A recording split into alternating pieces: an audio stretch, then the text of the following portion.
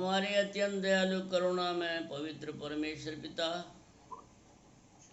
हम आपका हृदय से धन्यवाद धन्यवाद धन्यवाद देते हैं प्रभु, क्योंकि तू प्रेमी परमेश्वर है। उस बड़े प्रेम के कारण से तूने अपने इकलौते पुत्र, हमारे उद्धारकर्ता, अनंत जीवन के स्वामी, पवित्र और धर्मी, मृत्युंजयी प्रभु यीशु मसीह को हमारे जीवन के लिए दिया, जिसके द्वारा से प्रभु हम मृत्यु से पार अनंत जीवन में प्रवेश कर चुके हैं। हम आपका हृदय से धन्यवाद देते हैं प्रभु, इस योजना के लिए जो स्वर्गीय योजना है, इस अनंत योजना के लिए। जो एक मनुष्य जो इस पृथ्वी पर पैदा होता है, जो घास और फूस के समान होता है, मिट्टी के समान होता है, परंतु जब स्वर्गीय आप बना देते हैं, अपने पवित्र आत्मा डालते हैं, अपने पवित्र वचन को देते हैं और अपने नाम को देते हैं, अपने लोहू को देकर हमें स्वर्गीय बना देते हैं, उसके बाद वो अविनाशी बन जाता है। हम आपका हृदय से धन्यवाद देते हैं आपकी उत्तम योजना के लिए, जो हमारे मध्य में हमारे आदरणीय भैया स्वर्गीय राम सिंह को आपने अपने पास बुला लिया। ये हमारे लिए दुख का नहीं परंतु आनंद का विषय है। फिर भी हम संसार में रहते हैं, शारीरिक संबंध है, हम अपने मनों को आपकी आत्मा के द्वारा से प्रभु शांति प्राप्त किए हैं। आपने हमारे मनों को शांति दिया है, अनुग्रहित किया है, आशीषित किया है, सहने की शक्ति दी, और इस प्रकार से प्रभु आपने हमारे जीवन को संभाला है। विशेष करके हम मंजू दीदी के लिए प्रार्थना करते हैं। आपने उनके आंसुओं को पूछा है, उस घटी को प्रभु आप ही पूरी कर सकते हैं। आपकी महिमा में उपस्थिति में आप उनके जीवन को अपने अनुग्रह में संभालें। जितने परिवार के सदस्य हैं, हर एक के जीवन को आपके अनुग्रह के छाया में सौंपते हैं। हर एक बातों में महिमा और आदर आपको देते हैं, क्योंकि आपने अपने दास को अपने पास इब्राहिम की गोद में रखा है, स्वर्गीय स्थानों में रखा है, स्वर्गीय आशीष और आनंद से भरपूर करके रखा है। हर प्रकार के संसारिक श्रापित शैतानिक मृत्यु के जीवन से छुटकारा देकर स्वर्गीय जीवन को आपने उनके जीवन में दिया है। आज वो स्वर्गदूतों के मध्य में है, जिसके लिए हम आपका हृदय से धन्यवाद देते हैं।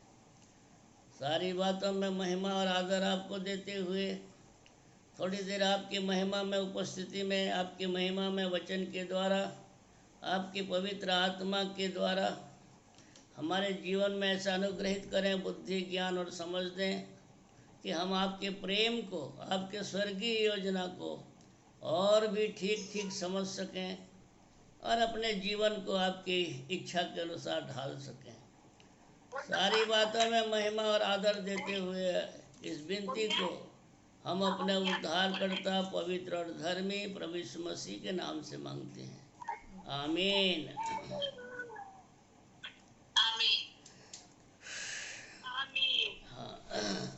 परमेश्वर के वचन से निकाल लें। पहला थिस्सलुनीकियों चौथा अध्याय 13 वचन से 18 वचन तक पढ़ेंगे। पहला थिस्सलुनीकियों चौथा अध्याय 13 वचन से 18 वचन तक पढ़ने में श्वेता सहायता करेगी।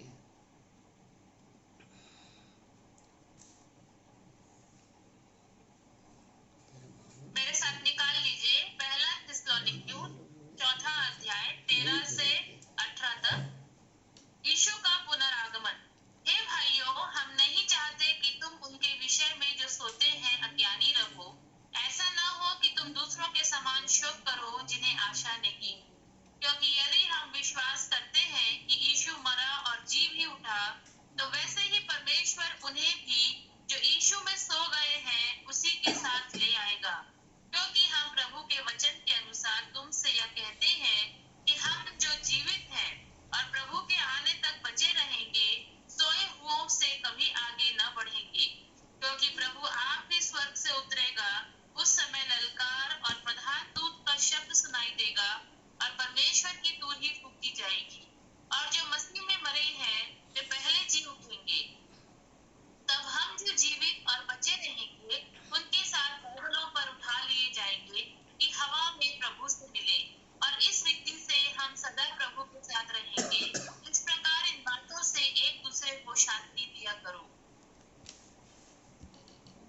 गवाही का असर है।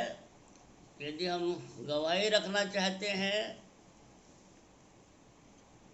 तो अभी अवसर है।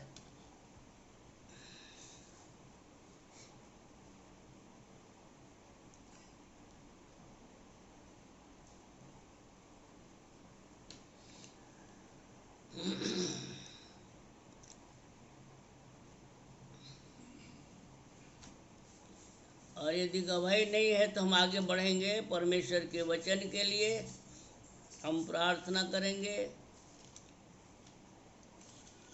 और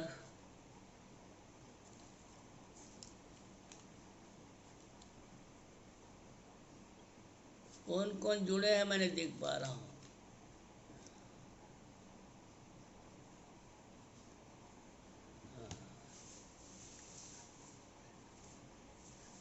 पतिंगा दीदी प्रार्थना में सहायता करेंगे।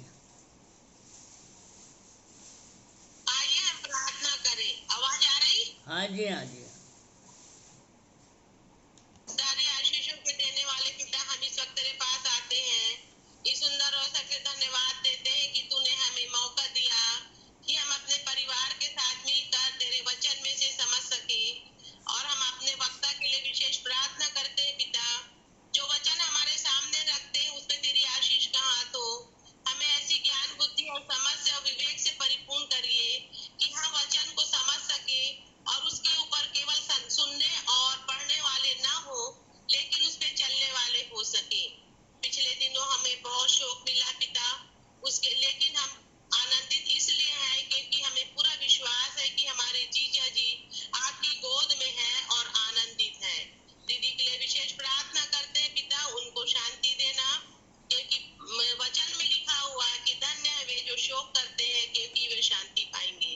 पिता तू तो शांति का राजकुमार है, हमारे परिवार को शांति देना और हमें वचन में बनाए रखना, ताकि हम अपने इस वचन के वचन से हिल ना सके और हम तेरे वचन के अनुसार अपने जीवन को चलाने वाले हो सके। हमें एक आदर्श जीजा जी को के अनुसार चलने वाले हो सके।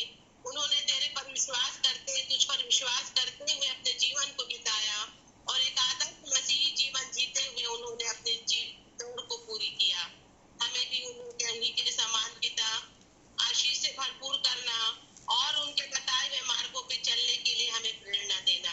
हम सब फिर से प्रार्थना करते हैं कि हम वचन के अनुसार चलने वाले हो सके। हम वक्ता के लिए फिर विशेष प्रार्थना करते हैं पिता, उन्हें भी समझ और बुद्धि से परिपूर्ण करिए कि वो वचन को हमारे सामने अच्छी तरीके से रख सके, जिससे कि हम समझ सके और उस पर चलने वाले हो सके, उस पर विश्वास करने वाले हो प्रभु, और हम अपने जीवन को तुझ पर आश्रित होकर बिताने वाले हो सके। इस दुआ में मेरी नहीं पर तेरी इच्छा पूरी हो। आगे की आराधना आपके हाथ में सौंपती हूँ। यीशु ख्रिस्त के नाम से मांगती, सुन ग्रहण कर। आमीन। प्रभु के वचन में जैसा कि हमने पढ़ा, पहला थिस्सलुनीकियों 4 अध्याय 13 और 14 वचन को पढ़ने में सहायता करेंगे। हे भाइयों, हम नहीं चाहते कि तुम उनके विषय में जो सोते हैं अज्ञानी रहो।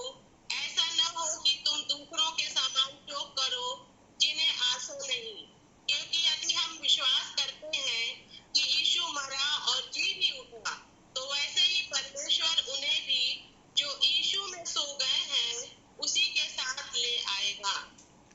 तो यहाँ पर हमारे जीवन के लिए पवित्र आत्मा के माध्यम से प्रभु का वचन हमें सिखाया जा रहा है।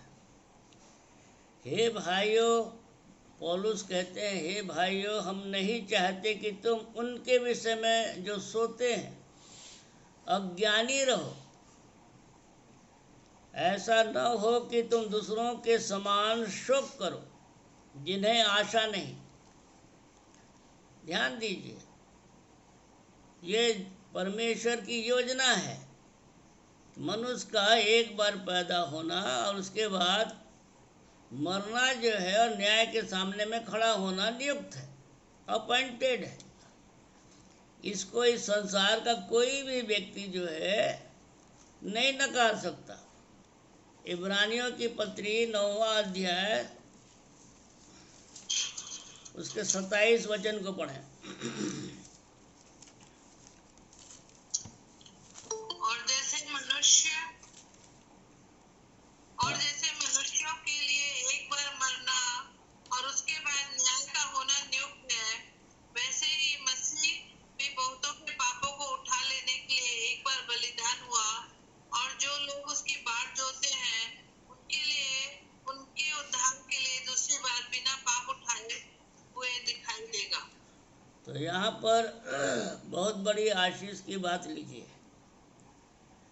जैसे मनुष्यों के लिए एक बार मरना और उसके बाद न्याय का होना नियुक्त है, अपॉइंटेड है। कोई भी संसार में मनुष्य जो पैदा होता है, प्रभु का वचन कहता है मनुष्यों के लिए एक बार मरना और उसके बाद न्याय का होना नियुक्त है। तो हमें इस बात को ठीक से समझने की आवश्यकता है कि मृत्यु जो है, यहाँ पर मृत्यु के बारे में नहीं लिखा है, यहाँ पर सोने के बारे में लिखता है। मृत्यु मतलब है वह व्यक्ति जो प्रभु यीशु मसीह पर विश्वास नहीं करता या प्रभु यीशु मसीह को उद्धारकर्ता करके ग्रहण नहीं किया और अपने पवित्रता में बना नहीं रहा, तो वो व्यक्ति जो है मृत्यु को प्राप्त करता है, अर्थात नरक। मृत्यु मतलब सदा काल के लिए परमेश्वर की संगति से दूर हो जाना, यह है मृत्यु। जिस प्रकार से आदम और हवा पहले परमेश्वर की संगति में थे, परमेश्वर के स्वरूप और समानता में बनाए गए थे। ठंडे के समय में परमेश्वर उनसे बातचीत करने के लिए आता था, संगति करने के लिए आता था। परंतु जब उन्होंने पाप किया तो मृत्यु आई, क्योंकि प्रभु ने कहा था जिस दिन तुम इस फल खाओगे, इस पेड़ का फल खाओगे, तुम मर जाओगे। और इसलिए उन्होंने खाया और उनके जीवन में मृत्यु आई। मृत्यु मतलब है परमेश्वर से अलग हो गए। तो हमें यहाँ ध्यान देना कि मृत्यु का अर्थ दूसरा होता है, सोने का अर्थ दूसरा होता है। यहाँ पर प्रभु का वचन हमको सिखा रहा है। पहला थिस्सलुनीकियों 4 अध्याय के 13 और 14 वचन में, हे भाइयों, हम नहीं चाहते कि तुम उनके विषय में जो सोते हैं, लिखा है। यहाँ मरते हैं नहीं लिखा है या मृत्यु ने लिखा है। तो हमें इसको ध्यान देना है। एक व्यक्ति जो सो गया है उसके लिए आप कब रोते हैं, कब आप आंसू बहाते हैं? इसी प्रकार से हमें इस बात को ठीक से समझने की आवश्यकता है कि हमारा प्रिय जो हमारे बीच से चला गया, प्रभु में सो गया है, मर गया नहीं है, मृत्यु नहीं हुआ है। हम उन्हें जो है स्वर्ग में जाकर के मिलेंगे, और इसलिए हमें अपनी तैयारी को वैसे ही बनाया करके रखना है ताकि हम भी उनके साथ स्वर्ग में आनंद कर सकें। इसलिए यहाँ पर लिखा है अज्ञानी न रहो। ऐसा न हो कि तुम दूसरों के समान शोक करो। यदि हम शोक करते हैं उसका मतलब है हम प्रभु यीशु मसीह के मृत्यु को खारिज कर रहे हैं, विश्वास नहीं कर रहे हैं। हम परमेश्वर के वचन का अनादर कर रहे हैं। हम अपने आप को ज़्यादा जीवन में अपने महत्व दे रहे हैं कि नहीं ऐसा हो गया वैसा हो, नहीं, ऐसा नहीं है। यह अज्ञानता है। ये प्रभु का वचन कहता है, ये अज्ञानता की बात है। हमें ज्ञान होना चाहिए। हाँ, हमारे प्रभु जो है इस बात को हमारे लिए प्रमाण प्रकट किए हैं कि उन्होंने मरा और जी भी उठा। तो हमें शोकित नहीं होना है। इसको यहाँ पर मना कर रहा है पौलुस, जो है यहाँ मना कर रहे हैं। ऐसा न हो कि तुम दूसरों के समान शोक करो जिन्हें आशा नहीं, परंतु हमें तो आशा है। हमारे पास एक धन्य आशा, मसीह जो महिमा की आशा है, हमारे हृदय में रहता है। हमारे पास एक जीवित आशा है। इसलिए हमें इस बात को चिंता नहीं करना है, इस बात के लिए शोक नहीं करना है, परेशान नहीं होना है। मेरे साथ नहीं है, कम से कम अपंग होकर के रहता तो अच्छा लगता। ऐसा थोड़ी ना है। कितना सुंदर उनकी मृत्यु हुई, प्रभु ने उनको उठा लिया बिना तकलीफ के, बिना दुख के। बिना परेशानी किए प्रभु के अनुग्रह को हम समझें, प्रेम को समझें और उस प्रेम के कारण से परमेश्वर को धन्यवाद दें।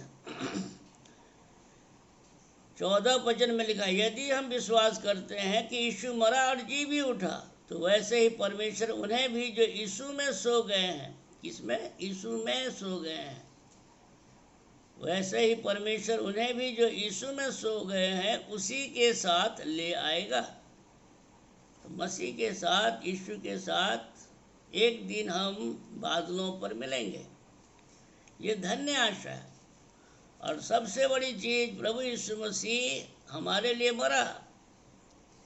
प्रभु के वचन में हमने पढ़ा है, याद किया है, इब्रानी 2 अध्याय 14 और 15 वचन को पढ़ी है।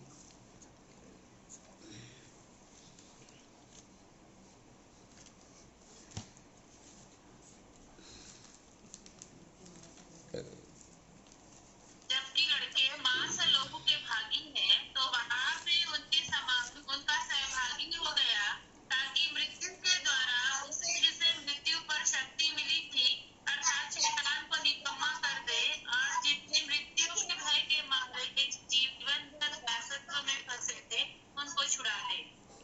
तो ये वचन की प्रतिज्ञा है।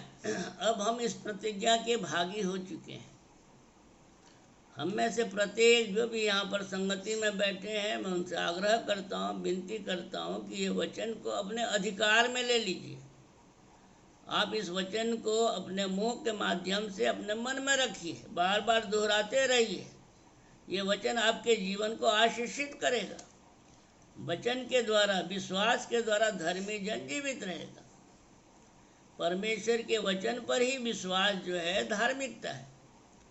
तो यहाँ पर प्रभु के वचन में लिखा है, इसलिए जबकि लड़के मांस और लोहू के भागी हैं, मतलब हमारे विषय में कहता है कि मनुष्य जबकि मांस और लोहू के भागी हैं, तो वह आप भी उनके समान, मतलब प्रभु यीशु मसीह, यीशु नासरी जो है हमारे समान सहभागी मांस और लोहू को लपेट लिया।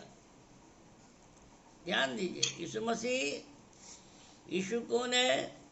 परमेश्वर का वचन, क्योंकि और वचन देहधारी हुआ, और वचन ने अपने चारों तरफ मांस और लोहू को लपेट लिया और उसका नाम यीशु रखा। काहे के लिए लपेट लिया? क्योंकि मनुष्य का प्राण लोहू में रहता है और परमेश्वर को निर्दोष, निष्कलंक और पवित्र लोहू की आवश्यकता है। किसके लिए? पापों की क्षमा के लिए, लोगों के उद्धार के लिए परमेश्वर चाहता है। इसलिए वचन में हमने पढ़ा, यूहन्ना 3:16 में, परमेश्वर ने जगत से ऐसा प्रेम रखा कि उसने अपने इकलौते पुत्र को दे दिया, क्रूस पर बलिदान करके दे दिया, ताकि जो कोई उस पर विश्वास करे वो नाश न हो परंतु अनंत जीवन पाए। तो हमारा अनंत जीवन का जीवन वहीं से शुरू हो जाता है। जिस दिन हमने प्रभु यीशु मसीह पर विश्वास किया, हमारे सब प्रकार के पाप और अधर्म जो है क्षमा हो गए, क्योंकि प्रभु यीशु मसीह जो है परमेश्वर का वरदान है। क्या है? प्रभु यीशु मसीह हमारे लिए क्या है? एक वरदान के स्वरूप। हम अपने कर्मों से धर्मी नहीं ठहरे हैं, हम उस वरदानित प्रभु यीशु मसीह पर विश्वास करने के कारण से हम धर्मी ठहरे हैं। इसीलिए प्रभु का वचन कहता है, पाप की मजदूरी तो मृत्यु है, परंतु परमेश्वर का वरदान प्रभु यीशु मसीह में अनंत जीवन है। तो हमें इसको ठीक से समझना है कि मुझे प्रभु यीशु मसीह मिल गया, इसलिए मेरे सब प्रकार के पाप और अधर्म जो है मुझे क्षमा मिल चुका है। मैं पाप से छुटकारा पा चुका हूँ, मैं शैतान से छुटकारा पा चुका हूँ। इसलिए यहाँ पर हम पढ़ रहे हैं इब्रानी 2 के 14 और 15 में, जबकि लड़के मांस और लोहू के भागे हैं, तो वह आप भी उनके समान उनका सहभागी हो गया, ताकि मृत्यु के द्वारा, प्रभु यीशु मसीह क्यों आया था? प्रभु यीशु मसीह इस संसार में मृत्यु को ग्रहण करने के लिए आया था, क्रूस पर मरने के लिए ही आया था, कोड़े खाने के लिए ही आया था, ताकि उसका लोहू बहे और उसके लोहू के द्वारा से हमें पापों से क्षमा और छुटकारा मिले। इसलिए यहाँ पर लिखता है कि मृत्यु के द्वारा उसे, जिसे मृत्यु पर शक्ति मिली थी, अर्थात शैतान को निकम्मा कर दे। तो अब हमारे लिए इसको जानना है कि शैतान निकम्मा हो गया मेरे लिए जब मैं प्रभु यीशु मसीह पर इन बातों पर विश्वास करता हूँ। इब्रानी 2 के 14 और 15 पद को मैं इस प्रतिज्ञा को अपने जीवन में ग्रहण करता हूँ, विश्वास करता हूँ। उस वचन पर यदि मैं टिका हुआ हूँ तो शैतान मेरे लिए निकम्मा हो गया, आपके लिए निकम्मा हो गया। ये बहुत बड़ी आशीष की बात मैं बता रहा हूँ। पद को हम क्यों याद कर रहे हैं? क्यों उस धार्मिकता को याद कर रहे हैं जो परमेश्वर की धार्मिकता क्या है? वचन तेरे निकट है, वचन तेरे मुंह में, वचन तेरे मन में, और उसको बार बार दोहराते रहो, पागुर करते रहो, ताकि हम उसमें जो ज्ञान छुपा हुआ है वो हमारा हो जाए, और इस प्रकार से हम उस आशीष को अपने जीवन में ग्रहण कर सकें। इसलिए वचन में लिखा है, धर्मी जन विश्वास से जीवित रहेगा। किस पर विश्वास से? सुसमाचार के वचन पर। याद रखिए, वहाँ पर अब यीशु पर विश्वास नहीं लिखा है, कि परमेश्वर पर विश्वास नहीं लिखा है। सुसमाचार के वचन पर, मसीह के वचन पर विश्वास से जीवित रहेगा। तो हमारे जीने का आधार जो है सुसमाचार का वचन है। इसलिए मैं जो लिस्ट आप लोगों के पास स्वामी दीदी के माध्यम से भेजा हूँ, धीरे धीरे करके उसको अपना बनाइए। वो बाइबिल का है, परंतु उसको अपने मन में रख करके आप अपना बना सकते हैं। वही आपके जीवन में काम आएगा, नहीं तो नहीं आएगा। फिर से मैं इसको दोहरा रहा हूँ, क्योंकि मैंने अय्यूब के पुस्तक से आपको पढ़ करके बताया था। अय्यूब 19 अध्याय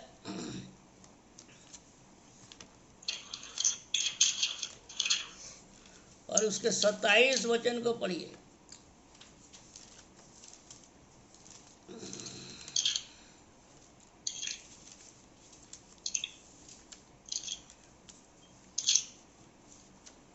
उसका दर्शन मैं आप अपनी आंखों से अपने लिए करूंगा और कोई दूसरा नहीं, यद्यपि मेरा हृदय अंदर ही अंदर चूर चूर भी हो जाए।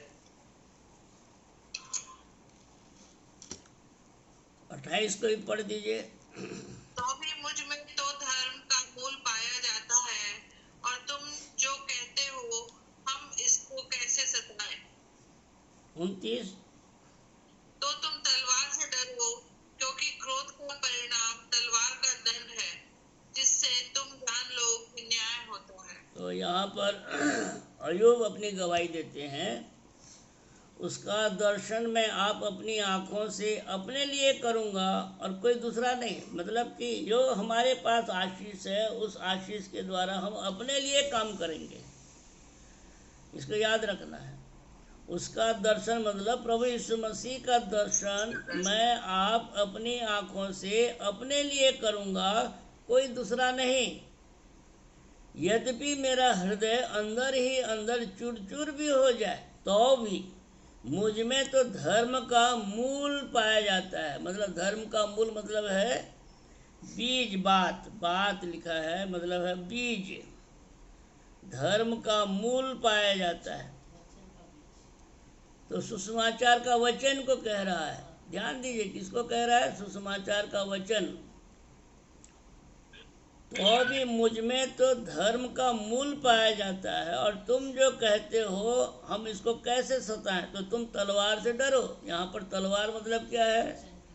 परमेश्वर का वचन, जीवित, पवित्र और भावता हुआ दोधारी तलवार।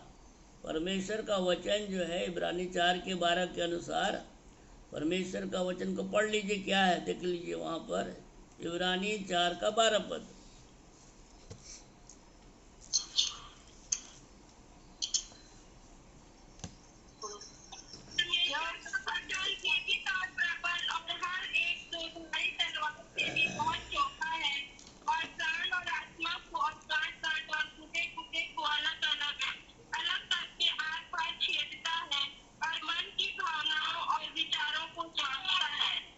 तो यहाँ पर प्रभु का वचन जो है दोधारी तलवार से भी ज़्यादा चोखा है। तो हमें जो है इस परमेश्वर के वचन को दो प्रकार का काम करता है। एक तो हमने उसको ग्रहण किया है, हमारे जीवन के लिए है। दूसरा जो है, जो परमेश्वर के वचन को नहीं मानता, नहीं ग्रहण करना चाहता, अनादर करता है, अविश्वास करता है, उसके लिए वो मृत्यु पैदा कर देगा। दोनों चीज़ें हैं, इसलिए हमें ध्यान रखना। तो तुम तलवार से डरो, क्योंकि क्रोध का परिणाम तलवार का दंड है। तो दंड मतलब परमेश्वर जो है दंड कैसे देगा, न्याय कैसे करेगा? वचन के द्वारा, तलवार के द्वारा न्याय करेगा। इसका मतलब है परमेश्वर के वचन के द्वारा। जो वचन को प्रेम नहीं करेगा वो दंडित होगा, परंतु जो सुसमाचार के वचन को प्रेम करेगा, ग्रहण करेगा, वो जो है आशीषित होगा, उसका जीवन जो है अलौकिक हो जाएगा। तो इस प्रकार से हम परमेश्वर के वचन में इस बात को देखते हैं कि परमेश्वर का वचन हमारे जीवन में होना बहुत ही आवश्यक है।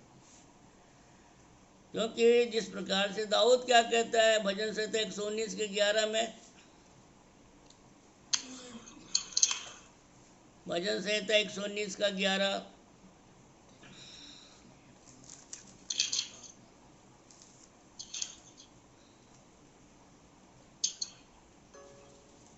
मैंने तेरे वचन को अपने हृदय में रख छोड़ा है कि तेरे विरुद्ध पाप ना करूं। मैंने तेरे वचन को अपने हृदय में रख छोड़ा है कि तेरे विरुद्ध पाप न करूं। ध्यान दीजिए, परमेश्वर का वचन हमारे हृदय में रहना है।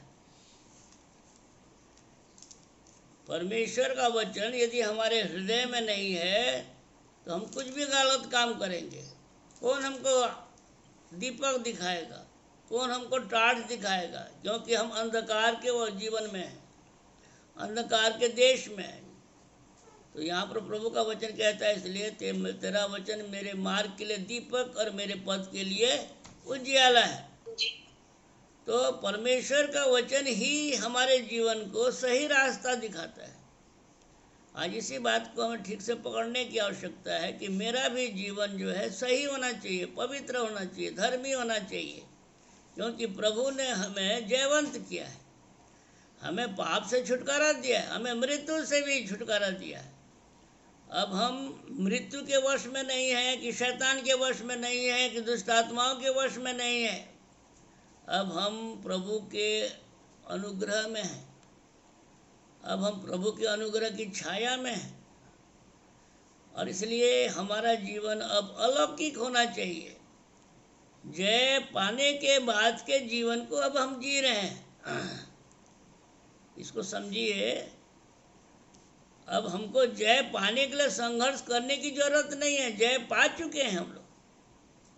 जय पाने के बाद हम स्वर्गीय जीवन के लालसा कर रहे हैं, स्वर्गीय जीवन के समान हम जी रहे हैं, स्वर्गीय बातों पर ध्यान कर रहे हैं। इसलिए जब तुम मसीह के साथ जिलाए गए तो स्वर्गीय वस्तुओं की खोज में रहो, लिखा है।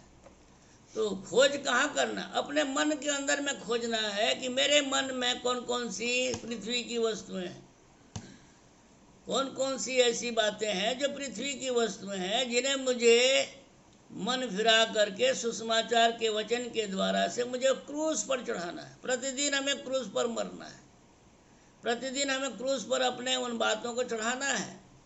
जिस प्रकार से कुलुसी की पत्री में 3 अध्याय 5वां और 6वां वचन लिखा है।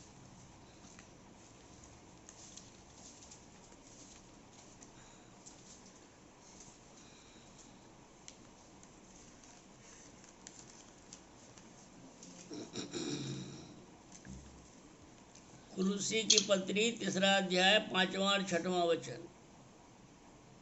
इसलिए अपनी उन आज्ञा को मार डालो जो पृथ्वी पर है, अर्थात व्यभिचार, अशुद्धता, दुष्कामना, बुरी लालसा और लोभ को जो मूर्ति पूजा के बराबर है।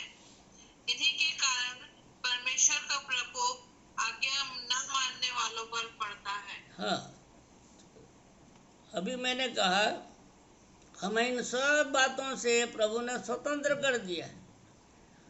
इन सब प्रकार की बुराइयों से, पाप से, उसकी प्रभुता से हमें छुटकारा मिल गया है। अब हम स्वतंत्र हो गए हैं। ध्यान दीजिए, अब हम इनके वश में नहीं हैं।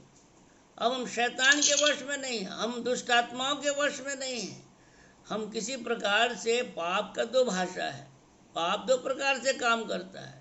पाप जो है एक स्वामी के रूप में काम करता है, प्रभुता करता है, परंतु उस प्रभुता से हमें छुटकारा मिल गया है। परंतु दूसरा जो है वो हमारे शरीर में रहता है, हमारे मन में रहता है। तो उन अंगों को हमें अब मार डालना। प्रभु का वचन क्या सिखा रहा है? इसलिए अपने उन अंगों को मार डालो जो पृथ्वी पर है, अर्थात मतलब शरीर। यहाँ पर पृथ्वी का मतलब है शरीर। अपने उन अंगों को मार डालो जो शरीर में है, अर्थात व्यभिचार, अशुद्धता, दुष्कामना, बुरी लालसा, लोभ को, जो मूर्ति पूजा के बराबर। किसके बराबर है? परमेश्वर सबसे ज़्यादा घृणा जो है मूर्ति पूजा से करता है। ध्यान दीजिए, यदि हमारे जीवन में ये 5 बातें हैं जो यहाँ पर लिखा हुआ है, व्यभिचार, अशुद्धता, दुष्कामना, बुरी लालसा, लोभ, तो हम भी मूर्ति पूजक हो गए। ऐसा नहीं कि मूर्ति पूजा करने वाले को हम दोष दे रहे हैं, वो मूर्ति पूजक है। हम भी मूर्ति पूजक हो गए, हम भी अन्य जाति हो गए। तो प्रभु जो है हमारे लिए उपाय करके रखा है। सुसमाचार के वचन के द्वारा हम इन बातों से जयवंत हो सकते हैं, जय पा सकते हैं।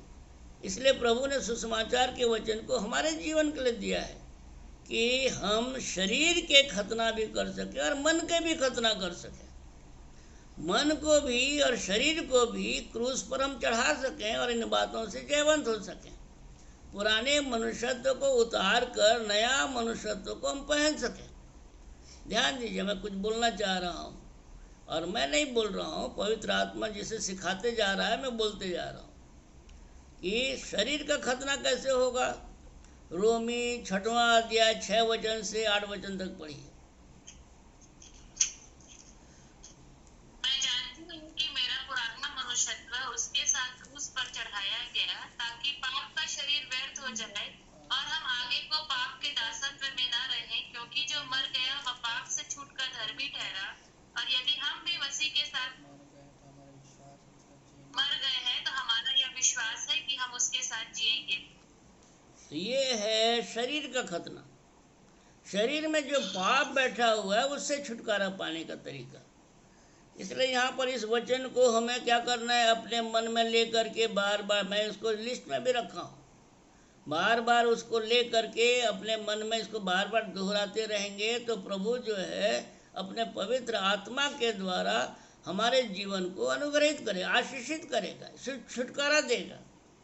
इसलिए यहाँ पर लिखा है, हम जानते हैं, ये बहुत से लोग इस बात को नहीं जानते, परंतु यहाँ पर पौलुस कहते हैं हम जानते हैं कि मेरा पुराना मनुष्य तो उसके साथ, मतलब मसीह के साथ क्रूस पर चढ़ाया गया।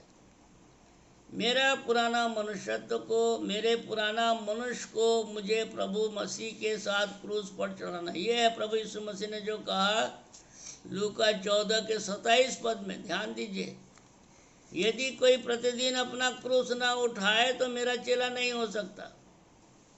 लूका 14 का 27 को पढ़िए।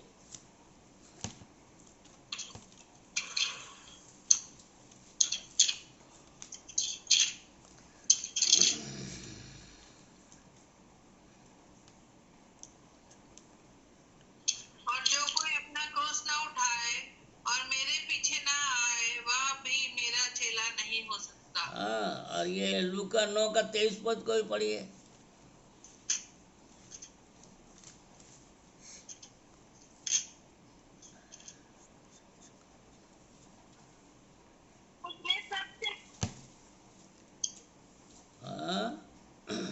उसने सबसे कहा यदि कोई मेरे पीछे आना चाहे तो अपने आप से इनकार करे और प्रतिदिन अपना क्रूस उठाए हुए मेरे पीछे हो ले। ठीक है, प्रतिदिन अपना क्रूस उठाए। यहाँ पर लिखा सबसे कहा, हर एक विश्वासी से प्रभु कह रहा है, क्योंकि हर एक को वो चेला बनाना चाहता है, हर एक के जीवन को आशीषित करना चाहता है, अनंत जीवन देना चाहता है। पवित्र और स्वर्गीय जीवन से उसको अनुग्रहित करना चाहता है। प्रभु यीशु मसीह ने क्रूस पर सब काम पूरा कर दिया है, हमें जो है उस पर विश्वास करना है। जो भी धार्मिकता विश्वास से है, क्या कहती है, ये वचन तेरे निकट है, वचन तेरे मुंह में, वचन तेरे मन में जाए और उसे बार बार तू क्या करते रह, दोहराते रह और बागुर करते रह, ताकि तू विश्वास से क्या धर्मी बन जाएगा, धार्मिकता प्राप्त करेगा और अंगीकार करेगा, वो तेरे लिए उद्धार का काम करेगा। तो हमें इस प्रकार से हमारे जीवन को आशीष मिलेगा। इसलिए हमें रोमी 6 का 6 से 8 वचन तक मैं लिस्ट में दिया हूँ याद करने के लिए। मैं जानता हूँ, उसको ऐसा बोलिए, अपने लिए बोलिए, मैं जानता, हम जानते हैं, ये पौलुस ने कलीसिया के लिए कहा है, परंतु हमें यहाँ सीखना है, कहना है मैं जानता हूँ। मेरा पुराना मनुष्य, हमारा नहीं, मेरा पुराना मनुष्य तो मसीह के साथ है, उसके साथ के बदले में डायरेक्ट बोलिए, मसीह के साथ क्रूस पर चढ़ाया गया, ताकि पाप का शरीर व्यर्थ हो जाए, ताकि आगे को मैं पाप के दासत्व में न रहूं, क्योंकि जो मर गया पाप से छूटकर धर्मी ठहरा, क्योंकि जो मर गया वो पाप से छूटकर धर्मी ठहरा। इसलिए यदि मैं मसीह के साथ मर गया हूं तो मेरा विश्वास है कि मैं उसके साथ जीऊंगा भी। तो मसीह के समान बनने के लिए यहाँ पर क्रूस की सांचा हमारे लिए उपलब्ध है। हमें क्रूस के वचन के द्वारा से इस छुटकारा पा सकते हैं। उसी प्रकार से हमारे मन का खतना, पुराना मन को उतार कर नया मन को पहनना, निकाल लीजिए। इफिसी 4 अध्याय देखिए हमारे मन की दशा कैसी है। यदि हमारे मन की दशा ऐसी रहेगी तो हम स्वर्ग नहीं जा पाएंगे। प्रभु यीशु मसीह ने हमारे लिए सब कर दिया है, कोई काम नहीं किया ऐसा नहीं है। इफिसी 4 अध्याय का 17 वचन से 24 वचन तक पढ़िए। और प्रभु में आग्रह करता हूँ कि जैसे अन्य जाति लोग अपने मन की अनर्थ रीति पर चलते हैं, तुम अपने ऐसे न चलो, क्योंकि उनकी बुद्धि अंधेरी हो गई है और उस अज्ञानता के कारण जो उनमें है और उनके मन की कठोरता के कारण वे परमेश्वर के जीवन से अलग किए हुए हैं और वे होकर लुचपन में लग गए हैं कि सब प्रकार के पाप से किया करे। पर तुमने मसीह की ऐसी शिक्षा नहीं पाई, वरन तुमने सचमुच उसी की सुनी और जैसा ये सत्य है कि सिखाए भी गए कि तुम पिछले चलन के पुराने मनुष्यत्व को जो भरमाने वाली अभिलाषाओं के अनुसार भ्रष्ट होता जाता है उतार डालो और अपने मन के आत्मिक स्वभाव में नए बनते जाओ और नए मनुष्यत्व को पहन लो, जो परमेश्वर के अनुरूप सत्य की धार्मिकता और पवित्रता में सृजा गया है। हाँ, ये हमारे मन की दशा है। 17, 18, 19, 20, 19, 17, 18, 19 जो है हमारे मन का चित्रण है कि हमारे मन में क्या है। इसलिए यहाँ पर पौलुस कहता है, मैं कहता हूँ प्रभु में आग्रह करता हूँ, अर्थात विनती करता हूँ, जैसे अन्य जाति लोग अपने मन की अनर्थ रीति पर चलते हैं। हम लोग अन्य जाति नहीं हैं, हम लोग परमेश्वर की जाति हैं। और इसलिए प्रभु का वचन हमको सिखा रहा है, जैसे अन्य जाति लोग अपने मन की अनर्थ रीति पर चलते हैं, तुम अब से फिर ऐसे न चलो, क्योंकि उनकी बुद्धि अंधेरी हो गई है। पहला, बुद्धि क्या हो गई है? अंधेरी हो गई है। और उस अज्ञानता के कारण जो उनमें है और उनके मन की कठोरता के कारण परमेश्वर के जीवन से अलग किए हुए हैं। ध्यान दीजिए, हमें अपने मन के बारे में जानना चाहिए कि किस प्रकार का हूँ। यदि मेरा मन ऐसा है तो मैं भी अन्य जातियों के कैटेगरी में आ रहा हूँ। हर एक व्यक्ति भी अन्य जाति के कैटेगरी, चाहे वो पास्टर साहब हो, चाहे बिशप साहब हो, चाहे कोई भी क्यों ना हो, यदि उसके मन का चित्र इसी प्रकार से है तो वो अन्य जाति की श्रेणी में आएगा और उसके लिए परमेश्वर के पास राज्य में कोई कार्य नहीं है, वहाँ आशीष नहीं है। इसलिए लिखा है, क्योंकि उनकी बुद्धि अंधेरी हो गई है और उस अज्ञानता के कारण जो उनमें है, और उनके मन की कठोरता के कारण वो परमेश्वर के जीवन से अलग किए हुए हैं।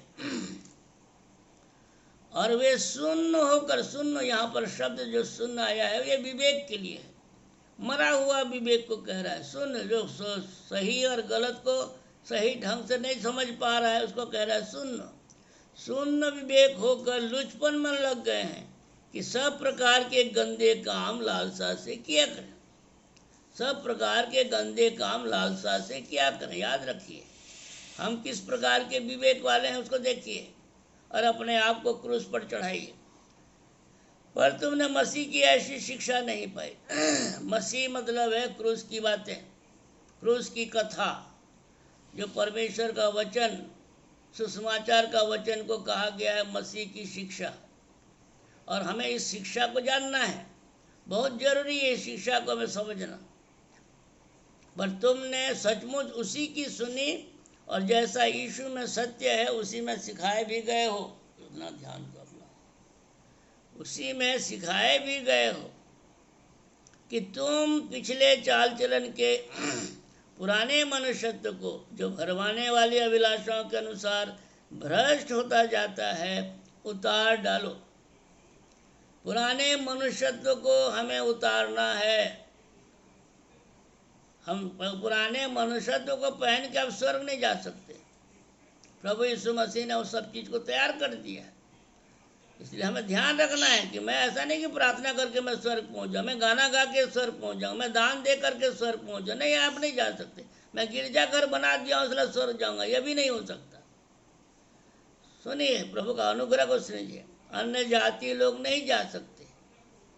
प्रभु का वचन जो सिखा रहा है उसको सीखिए कि तुम पिछले चाल चलन के पुराने मनुष्यत्व को, जो भरमाने वाली अभिलाषाओं के अनुसार भ्रष्ट होता जाता है, उतार डालो और अपने मन के आत्मिक स्वभाव में नए बनते जाओ और नए मनुष्यत्व को पहन लो, जो परमेश्वर के अनुसार, परमेश्वर के अनुसार सत्य की धार्मिकता और पवित्रता में सृजा गया है। तो हमें परमेश्वर के अनुरूप नए मनुष्यत्व को, जो प्रभु यीशु मसीह है, उस मनुष्य को हमें पहनना है। उसके दिमाग को हमें पहनना है, उसके दिमाग को हमें ग्रहण करना है। ये है उसका मतलब। नया मन, नया मन मतलब है प्रभु यीशु मसीह के मन को हमें पहनना है। आदम के मन को उतारना है और प्रभु यीशु मसीह के मन को पहनना है। ये यहाँ पर बात हो रही है। नया मनुष्यत्व को पहन लो, जो परमेश्वर के अनुरूप सत्य की धार्मिकता और पवित्रता में सृजा गया है। तो अब उसके बाद जो 25 पद से जो लिखा है, किस प्रकार से कलीसिया के लोगों का डॉक्ट्रिन है, सिद्धांत है, कैसा जीना है, उसके बारे में समझाया गया। हमें इस बात को ठीक ठीक समझना है, क्योंकि हमें तैयारी अपने जीवन के लिए करना है। इस अनुग्रह को पकड़ना है, इस अनुग्रह में बढ़ना है, ताकि परमेश्वर का अनुग्रह जो हमारे लिए बहुतायत से हो सके। इसलिए यहाँ पर अय्यूब जो है 19 के 27 और 28 वचन में लिखा है, तो भी मुझ में तो धर्म का मूल पाया जाता है। यहाँ पर अय्यूब जो है गवाही दे रहा है, मुझ में तो धर्म का मूल पाया जाता है, और जो तुम कहते हो कि इसको कैसे सताएं, आपको कोई नहीं सता सकता, क्योंकि हमारे मन में परमेश्वर के वचन, सुसमाचार का वचन हमारे अंदर में पाया जाता है। इसको हमें ध्यान रखना है। और इसलिए प्रभु के वचन में वो पाप कर ही नहीं सकता। हमने दाऊद के बारे में पढ़ा, मैंने तेरे वचन को अपने हृदय में रख छोड़ा है कि तेरे विरुद्ध पाप न करूं। तो हमारे अंदर में यदि परमेश्वर का वचन है तो परमेश्वर का वचन हमको चिताएगा। परमेश्वर का वचन ज्योति है, हमें दिखाएगा, रास्ता दिखाएगा कि तुम गलत रास्ते पे चल रहे हो, ये सही रास्ता नहीं है। तुम परमेश्वर के बेटे हो, परमेश्वर के संतान हो, तुम्हारा जीवन ऐसा नहीं है, तुम नरक के कीड़े नहीं हो, तुम स्वर्गीय संतान हो। इस प्रकार से पवित्र वचन जो है पवित्र आत्मा के द्वारा से हमको चिताएगा, सावधान करेगा। और इसी कारण से पहला यूहन्ना 3 अध्याय उसके 9वां वचन को पढ़ें।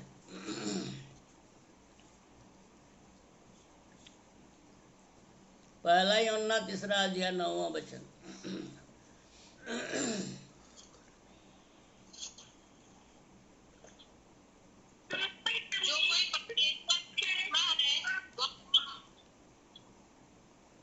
जो कोई परमेश्वर से जन्मा है वह पाप नहीं करता, क्योंकि उसका बीज उसमें बना रहता है, और वह पाप कर ही नहीं सकता क्योंकि परमेश्वर से जन्मा है। हाँ, परमेश्वर से जन्मा। किसके द्वारा जन्मा है? परमेश्वर से जन्मा है, मतलब वचन से जन्मा है, वचन पर विश्वास करके। ध्यान दीजिए इसको। परमेश्वर का वचन, जैसे हम पतरस की पत्री में पढ़ते हैं, तुमने नाशमान नहीं परंतु अविनाशी बीज से परमेश्वर के जीवते और सदा ठहरने वाले वचन के द्वारा नया जन्म पाया है। नया जन्म किसके द्वारा हो रहा है यहाँ पर? वचन, अविनाशी बीज, सुसमाचार का वचन। ऐसा नहीं कि दूसरा वचन। सुसमाचार के वचन को कहा गया है अविनाशी बीज। ध्यान दीजिए इसको, क्योंकि तुमने, मैं पहला पतरस 1:23 को पढ़ रहा हूँ, क्योंकि तुमने नाशमान नहीं पर अविनाशी बीज से परमेश्वर के जीवते और सदा ठहरने वाले वचन के द्वारा नया जन्म पाया है। मतलब हमारी बुद्धि के बारे में बता रहा है। हमें अपने बुद्धि को नया बनाना है परमेश्वर के वचन के द्वारा, क्योंकि परमेश्वर के वचन जो है, सुसमाचार का जो वचन है, मसीह का जो वचन है, ये परमेश्वर की सामर्थ्य, परमेश्वर का ज्ञान है जो हमको मसीह के स्वरूप में ढालेगा, मसीह का मन बनाएगा, मसीह की बुद्धि देगा, मसीह का विवेक देगा, मसीह के स्वरूप में ढालेगा। याद रखिए। तो इस प्रकार से प्रभु का वचन हमको सिखा रहा है कि मेरे अंदर में परमेश्वर का बीज, क्योंकि उसका बीज उसमें बना रहता है। परमेश्वर का बीज मतलब सुसमाचार का बीज उसमें बना रहता है, मतलब हमारे मन में बने रहना चाहिए। इसलिए यहाँ लिखा है वह पाप कर ही नहीं सकता। लिखता है बीज यदि है, पाप, बीज यदि है तो पाप नहीं कर सकता। यदि बीज नहीं है तो पाप करेगा। शैतान काहे के लिए बीज उठाता है? ताकि वो पाप करे। पाप करने से क्या होगा? ताकि उनको श्रापित हो जाए। देखिए, हम कितना प्रार्थना करें, परमेश्वर को कोई मतलब नहीं है। हमारी प्रार्थना से, हमारे उपवास से, हमारे प्रेजेंस से परमेश्वर को कोई मतलब नहीं है। ये सब झूठे प्रचारक हैं। परमेश्वर का काम क्या है? फिर से मैं पढ़ा रहा हूँ, लूका 8वां अध्याय 12 पद को पढ़िए।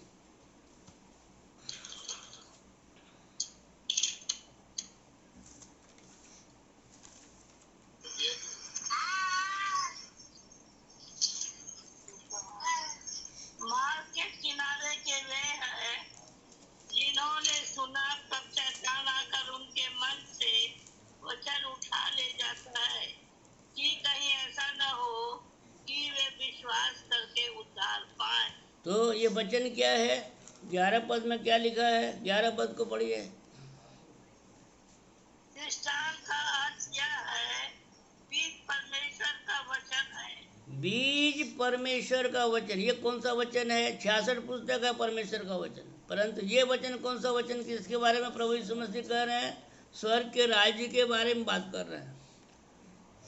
स्वर्ग के राज्य के बारे में बात हो रही है। तो ये वचन जो है, ये सुसमाचार का वचन, ये अविनाशी बीज है जिसको पतरस कहता है। ये अविनाशी बीज है। और याकूब की पत्री में लिखा है, सारी नम्रता और चिंता के साथ उस वचन को नम्रता से ग्रहण कर लो जो तुम्हारे प्राण का उद्धार कर सकता है। देखिए, याकूब की पत्री में भी लिखा है। तो बीज, हमें इस बीज को, यहाँ पर शैतान क्या कर रहा है? ये बीज को उठा ले जाता है। काहे के लिए उठा रहा है? ताकि हम पाप करें। बीज रोकने वाला है, बीज ज्योति है, बीज में जीवन है।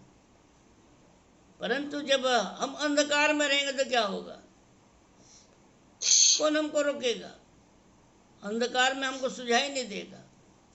और इसलिए शैतान क्या कर रहा है? बीज को क्या कर रहा है? उठा ले जा रहा है, हमारे मन में से उठा ले जा रहा है।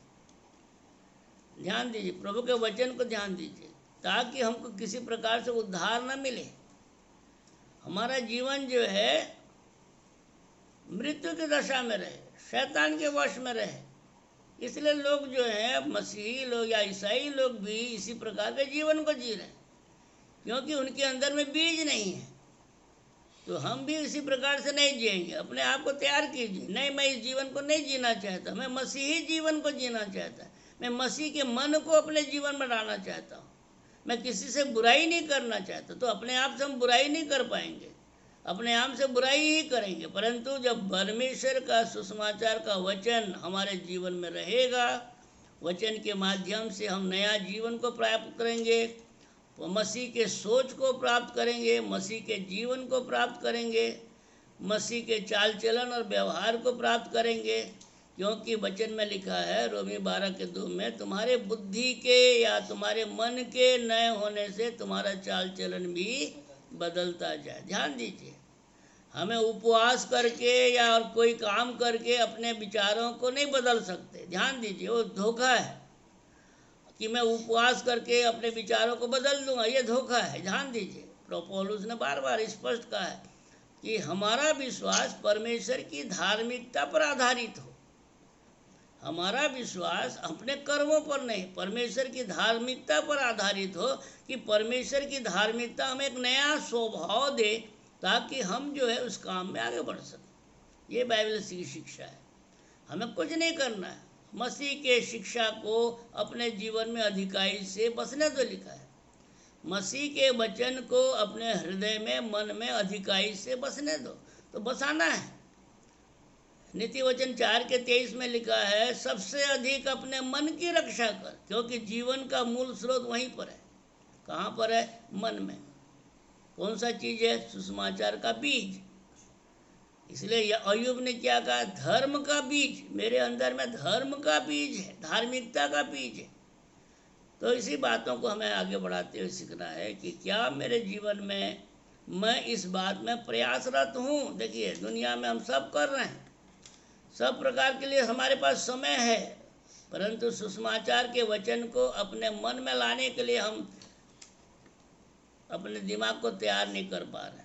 हमको नींद आ जाती है, हमको आलसी लगता है, आज नहीं करेंगे, कल देखेंगे कहते हैं, और कभी कल नहीं आता है। तो इसको जो है आप उसमें निश्चिंत मत रहिए।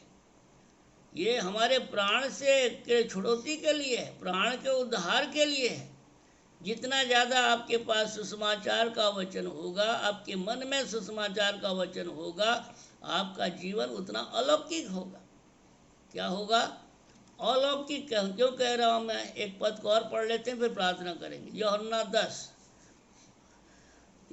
10 का 31 से 34 पद तक पढ़िए।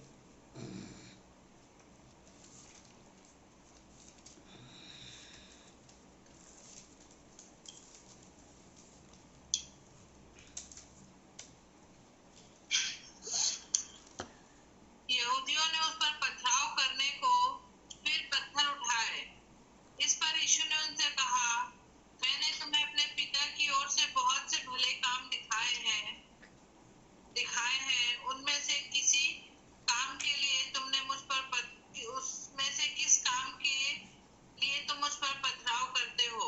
यहूदियों ने उसको उत्तर दिया, भले काम के लिए हम तुझ पर पथराव नहीं करते, परंतु परमेश्वर की निंदा करने के कारण, और इसलिए कि तुम मनुष्य होकर अपने आप को परमेश्वर बनाता है। यीशु ने उन्हें उत्तर दिया, क्या तुम्हारी व्यवस्था में नहीं लिखा है, मैंने कहा तुम ईश्वर हो? 35 को ही पढ़ लीजिए। यदि उसने उन्हें ईश्वर कहा जिनके पास परमेश्वर का वचन पहुंचा, और पवित्र शास्त्र की बात असत्य नहीं हो सकती। तो यहाँ पर 34 और 35 वचन में प्रभु यीशु मसीह ने उनसे पूछा, भाई किस बात के लिए मेरे को पथराव कर रहे हो? मैंने तुम्हारे बीच में भले काम किए, अंधों को आंखें दी, लंगड़ों को चलाए फिराया, मुर्दों को जिलाया है, बीमारों को ठीक किया है। तो वहाँ क्या कहते हैं? भले काम करने के लिए नहीं, आपने बुराई की, आपने परमेश्वर की निंदा की। क्या निंदा की? आप अपने आप को परमेश्वर का बेटा बोलते हैं, आप अपने आप को परमेश्वर के वचन तुल्य समझ रहे हैं, यही आपकी बुराई है। ध्यान दीजिए, प्रभु यीशु मसीह को क्यों क्रूस पर टांगा गया? याजक ने पूछा, तुम कौन हो? मैं मसीह हूँ।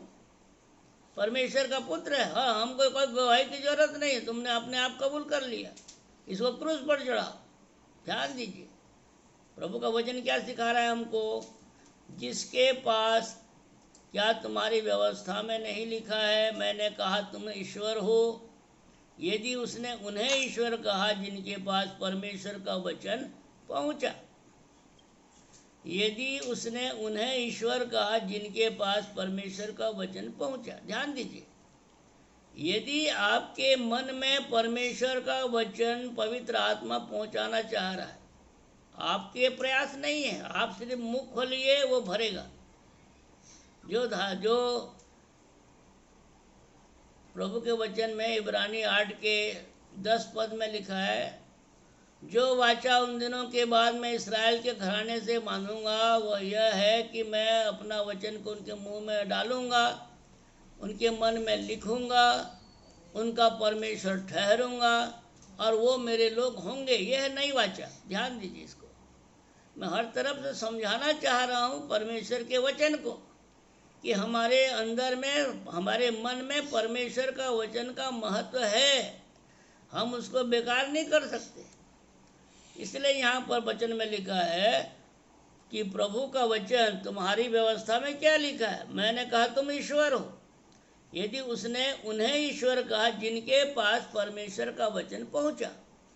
तो जब हम परमेश्वर के वचन को अपने मन में धारण कर रहे हैं, मतलब हम क्या बनाना चाह रहे हैं, हमको, हमें ईश्वर बनाना चाह रहा है, ईश्वर के समान बनाना चाह रहा है, यीशु मसीह के समान बनाना चाह रहा है। काहे के लिए बनाना चाह रहा है? इसलिए कि ईश्वर ही स्वर्ग में जाएगा। स्वर्ग जो है ईश्वरों के लिए है, इस बात को ध्यान रखिए। वचन के द्वारा ही हम ईश्वर बनेंगे, क्योंकि ईश्वर जो है स्वर्ग में उसका जगह है।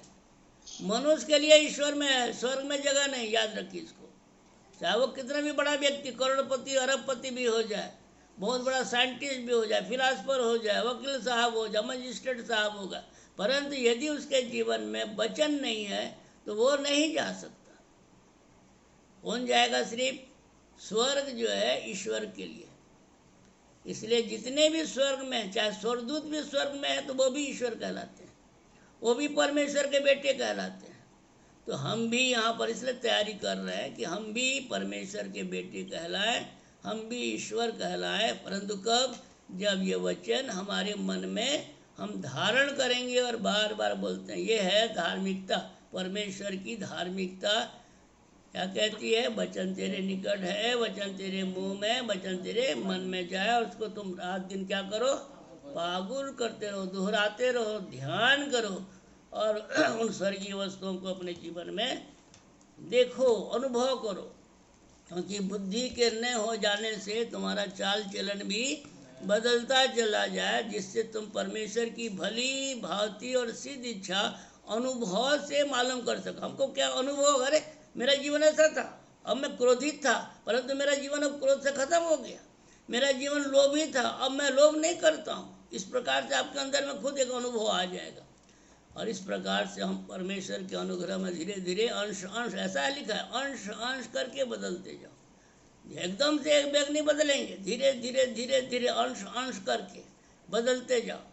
और इस प्रकार से हम परमेश्वर के इस अनुग्रह में निरंतर बढ़ें और स्वर्ग की तैयारी कर रहे हो। हम स्वर्गीय यात्री। इसलिए प्रभु के वचन में लिखा, तुम परदेशी और मुसाफिर नहीं रहे, परंतु पवित्र लोगों के संगे स्वदेशी और परमेश्वर के घराने के हो गए। मैं इफिसी 2 अध्याय के बारे में बोल रहा हूँ। प्रेरितों और भविष्यवक्ताओं के नेव पर, जिसके कोने का पत्थर मसीह यीशु आप ये बनाए गए हो, जिसमें तुम भी सारी रचना मिलकर प्रभु में एक पवित्र मंदिर बनती जाती है। ये अद्भुत योजना है परमेश्वर की, जो हमारे लिए रखी है। भविष्य में फिर और देखेंगे, परंतु जो जो चीज़ें मैं समझाते जा रहा हूँ उसको ईमानदारी से अपने जीवन में लागू करना शुरू कीजिए। वचन को याद कीजिए, बार बार दोहराते रहिए। अपने आप प्रभु पवित्र आत्मा के द्वारा से हमारे जीवन को बदलेगा। प्रभु इस वचन के द्वारा से हम सबों को अनुग्रहित करे, आशीषित करे। मोमी दीदी प्रार्थना में सहायता करेंगे। पवित्र सामर्थ्य परमेश्वर, बड़ी नम्रता और दीनता के साथ आपके चरणों के पास आते हैं। आपको हृदय से धन्यवाद देते हैं पिता परमेश्वर कि आपने हम सबको जीवित के रखा है।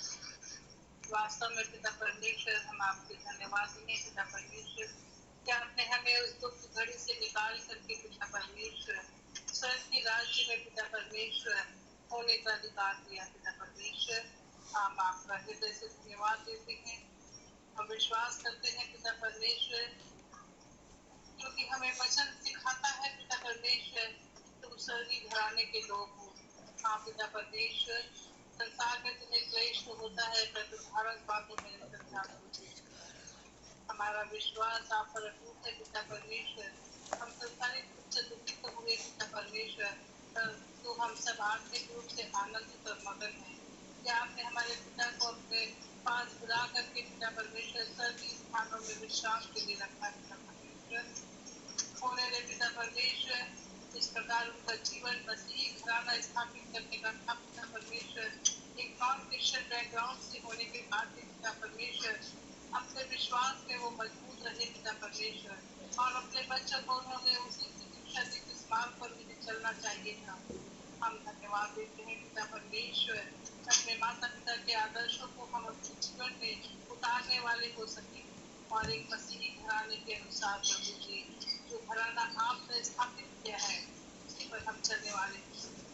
धन्यवाद देते हैं पिता परमेश्वर आज के सुंदर वचन के जो हमें हिम्मत और साहस देता है पिता परमेश्वर और स्वर्ग के भेदों को खोल करके बताता है पिता परमेश्वर।